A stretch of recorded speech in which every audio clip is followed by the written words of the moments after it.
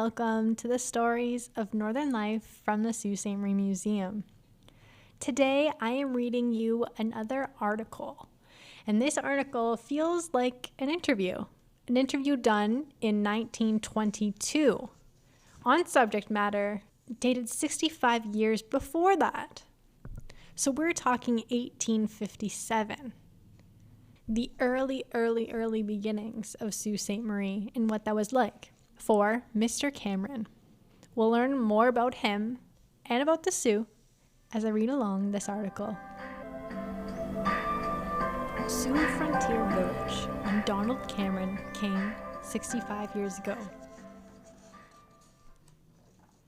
Published in the Sault Daily Star, December 21st, 1922. There are few cities in the Dominion of Canada that have grown to such a size in so short a time as the Sioux has.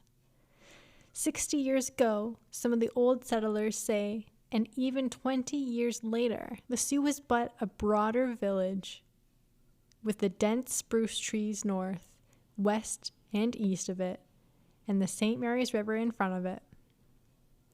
12 to 15 whitewashed houses, cedar huts, huddled close together along the river's front, constituted the Sioux as it was in its primitive days.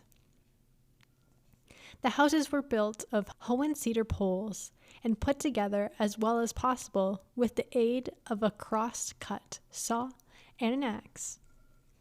Oftentimes, when a new house was completed, a housewarming bee was held, and the settlers gathered to dance to the strains of some old fiddler's polkas.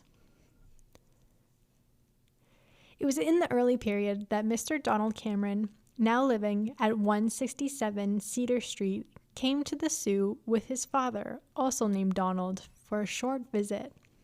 Although he was at the time only 8 years old, and it was 65 years ago. When I first put foot on Canadian soil, said Mr. Cameron, I was struck by the beauty of the country. The evergreen trees rising high above the houses and the blue water was a change for me from my eastern scenery. Mr. Cameron is going on his 74th birthday. Was born in Beaverton in the county of Ontario, Ontario. In his boyhood days, he lived in Bruce Mines, which at the time was a regular mining town. Most of the settlers there were men working in the copper mines. After living in Bruce Mines for several years, Mr. Cameron and his father moved to the Sioux. Donald in the summertime worked on the farm and the wintertime cut wood. The logging business at the time was the main occupation. The settlers cut the logs and dragged them over the ice to the Michigan Sioux, where the United States buyers received them. Mr. Cameron and his father and mother lived in the cedar cottage now torn down, then situated near Cameron's present dwelling. At the foot of Church Street was the general merchandise store, owned by Mr. John Carney, brother of the late Sheriff W.M. Carney. The store was a frame building with a broad front. Everything that went to supply the settlers with what was purchased from the Carney store. What material could not be purchased there was shipped up from Toronto, oftentimes taking weeks on arriving. There was no Queen Street at the time, Mr. Cameron said. There were no definitive streets. The roads zigzagged from one way, this way, and that through the forest. What is now Pym Street was then known as the Great Northern Road. The only house now standing that was used in those days is the Old Stone House, now occupied by the YWCA. Home on the lower end of the Queen Street near Pym. Home on the lower end of Queen Street near Pym Street. Mr. David Pym lived on the Old Stone House at the time. After Mr. Pym vacated the house, Richard Carney, the first sheriff of the district, lived there. Colonel Prince, the first judge of the district, was also the first judge to hold court in the Sioux, in the old house. Mr. S. Prince, surveyor, came to the Sioux in 1863 and it was then that the Sioux began to take its first real appearance of a town. Mr. Prince surveyed Pym Street, Queen Street, and Church Street, then subdivided the land into lots. Mr. Raymond Miron, now living in the Sioux, as well as Mr. Cameron, received lots from the government. Sault Ste. Marie, in its early stages, was a divided town. Where Tancred Street is now is the district that was known as Frenchtown.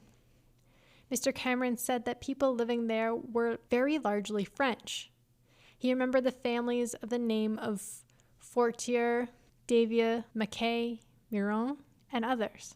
There was no hostility between the two little settlements, and oftentimes the Scotch and English settlers living down in the west end of town would visit Frenchtown.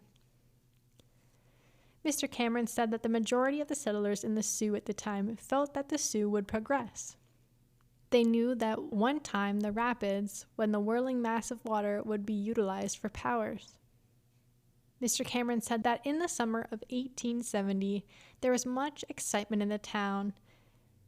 It was at the time when the Red River Rebellion broke out and 2 battalions of soldiers, one of them being the 85th Rifles from Toronto, were stationed at the Sioux waiting to go to Winnipeg. Every night, Colonel Bolton of the Rifles would put his men through maneuvers on the open field where the post office now stands. The settlers began to wish that they had taken up soldier lives, but after the brigade left, they went back to their regular tasks. For 4 consecutive years, Mr. Cameron ran a store where J.C. Braniff's store now stands. It was during the time that the first boom struck the Sioux, and money seekers from all parts of Canada and the United States came to town. Later on, another boom came, and the settlers increased more and more. Mr. Fred Cumberland was the first member of Parliament from the Sioux. That was in 1867, and Mr. Cumberland represented the district in both provincial and Dominion houses. Mr. Cameron was deeply interested in political matters at the time and took active interest in all municipal affairs. For 4 years, from 1889 to 1893, Mr. Cameron was on the city public school board, and for 2 years he was an alderman for number 1, was in 1889 and 1890. The first school board was elected 35 years ago. In 1883 to 1886, Mr. Cameron worked for the government as a fish overseer. He made many dangerous trips down the river. In the early days, there was a school on the site of the present City Hall. For a time, the old Hudson's Bay Post was occupied by Mr. Cameron. Mr. Cameron said that when the old courthouse, now torn down and replaced by the present time structure, was built, everyone was very proud of the building and thought that the Sioux would never build another equal to it.